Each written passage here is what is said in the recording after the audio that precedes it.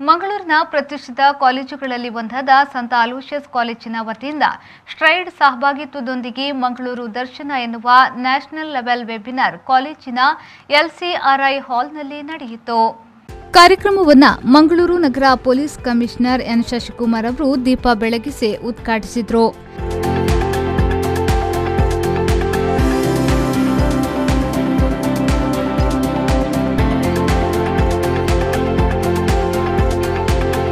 ಬಳಿಕ ಮಾತನಾಡಿದ ಅವರು, ದೇಶ ವಿವಿಧತೆಯಲ್ಲಿ ಏಕತೆಯನ್ನ ಹೊಂದಿದೆ. ಹಾಗೆಯೇ ಮಂಗಳೂರು ಕೂಡ ಅನೇಕ ಕಲೆ, ಸಂಸ್ಕೃತಿ, ಭಾಷೆ, ಜಾತಿಗಳಿರುವ ಪ್ರದೇಶ. ಈ ಎಲ್ಲ ವಿಚಾರಗಳನ್ನ ಮುಂದಿನ ಜನಾಂಗ ಉಳಿಸಿಕೊಂಡು ಹೋಗಬೇಕು ಎಂದು ಹೇಳಿದರು. ನಮ್ಮ ಭಾರತ ದೇಶ ವಿವಿಧತೆಯಲ್ಲಿ ಏಕತೆಯನ್ನ ಸಾರುವಂತಹ ದೇಶ.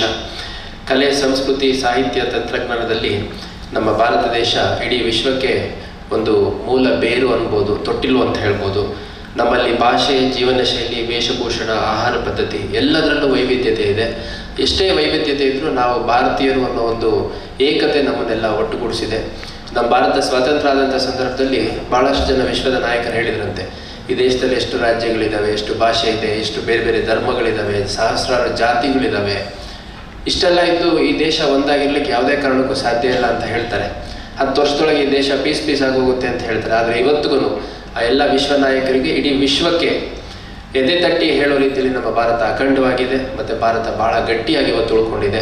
ಅದಕ್ಕೆ ಕಾರಣ ನಮ್ಮ ಭಾರತೀಯರು ಅಂತ ಹೇಳಲಿಕ್ಕೆ ಇಷ್ಟಪಡ್ತೇನೆ ಈ ಸಂದರ್ಭದಲ್ಲಿ.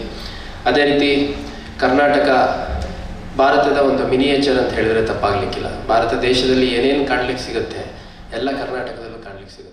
ಹಾವೇರಿಯ ಕರ್ನಾಟಕ ಜನಪದ ಯೂನಿವರ್ಸಿಟಿಯ ನಿವೃತ್ತ vice chancellor doctor K Chinnappa Gowda ಅವರು ಮಾತನಾಡಿ, ಮಂಗಳೂರು ದರ್ಶನ ಎನ್ನುವ ಪದದಲ್ಲಿ ಅನೇಕ ಅರ್ಥವಿದೆ.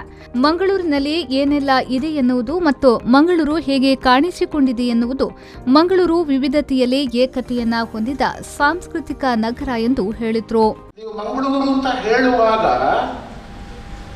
ಅದರ ಒಳಗಿನ ಸಂಕೀರ್ಣತೆಗಳಿದೆಯಲ್ಲ, ಅದು ಭಾಷೆ, ಜಾತಿ, ಜನಾಂಗ, ಸಂಸ್ಕೃತಿ, ಎಲ್ಲರ ಆಲೋಚನೆಯ ಕ್ರಮಗಳು, ಐಡಿಯಲ್ಸ್, ಐಡಿಯಾಲಜೀಸ್, ಅನೇಕ ಸಂಗತಿಗಳು ಬರ್ತವೆ. ನಾವು ಸಾಂಸ್ಕೃತಿಕ ಅಂತ ಹೇಳುವಾಗ ಅದಕ್ಕೆ ರಾಜಕೀಯವಾದ, ಅದಕ್ಕೆ ಆರ್ಥಿಕವಾದ, ಅದಕ್ಕೆ ಸಾಮಾಜಿಕವಾದ, ಶೈಕ್ಷಣಿಕವಾದ, ನೈತಿಕವಾದ ಎಲ್ಲ ಸಂಗತಿಗಳನ್ನು ಒಳಗೊಂಡದ್ದೇ ಕಲ್ಚರಲ್, ಸಾಂಸ್ಕೃತಿಕ ಅಂತ ಹೇಳುವುದು.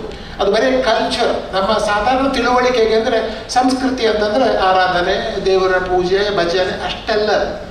ಯಾಕಂದರೆ ಈ ಸಾಂಸ್ಕೃತಿಕ ಸಂಗತಿಗಳ ಎಲ್ಲವೂ ಕೂಡ, ಸಾಂಸ್ಕೃತಿಕ ವಿವರಗಳೇನಿವೆ ಅದು ಒಂದು ಆಲೋಚನೆಯನ್ನು, ಒಂದು ಚಿಂತನ ಕ್ರಮವನ್ನು, ಒಂದು ಚಿಂತನ ವಿನ್ಯಾಸವನ್ನು ಮಂಡಿಸ್ತಾ ಇರ್ತದೆ. ಕಾಲೇಜಿನ ಪ್ರಾಂಶುಪಾಲರಾದ reverend father doctor Praveen ಮಾರ್ಟಿಸ್ SJ ಅವರು ಮಾತನಾಡಿ, ಸ್ಟ್ರೈಡ್ UGC ನಮಗೆ ನೀಡಿದ ಯೋಜನೆ ಅದು ಕರ್ನಾಟಕದಲ್ಲಿ ನಮ್ಮ ಕಾಲೇಜಿಗೆ ಮಾತ್ರ ಸಿಕ್ಕಿದೆ. ಮಂಗಳೂರು ನಗರ ಎಂದರೆ ಇಡೀ ಕರಾವಳಿ ಪ್ರದೇಶ, ಎಲ್ಲ ಜಾತಿ ಧರ್ಮದವರಿದ್ದಾರೆ. ಅವರವರ ಆಚಾರ ವಿಚಾರ ಬೇರೆ. ಇದು ಮಂಗಳೂರು ನಗರದ ವೈಶಿಷ್ಟ್ಯ ಎಂದು ಹೇಳಿದರು.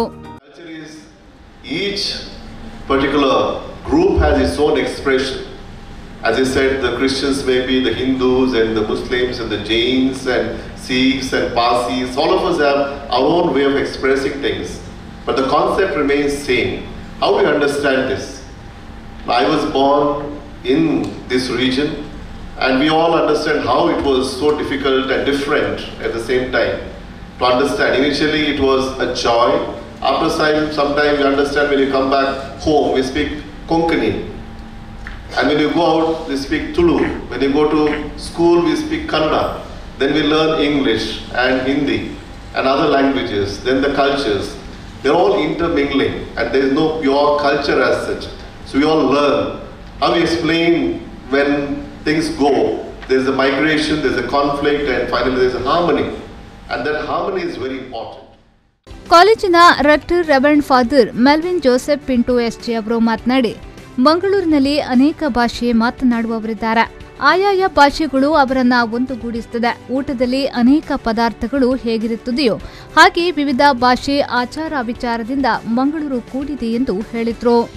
I have lived in many parts of India. ಹಲವು ಕಡೆ ಇದ್ದಾಗ I have seen, living in Tamil Nadu, I have been in Kerala, when you go there is only one language Everybody speaks that same language. Hardly anybody speaks any other language but that. In Tamil Nadu, in Kerala, I go to the north and it's all Hindi. But Bangalore is something very, very special. For those of you who are not from Bangalore, you will see on the campus itself, you will hear so many languages. One thing is to see that these are different. If you use that word different, then you will also get yourself into a group. That is why you see one group speaking, Bari language and sticking on together, another one speaking Malayalam and sticking together, another one Tulu, or come to the Konkani stay together. Now this is what is dividing.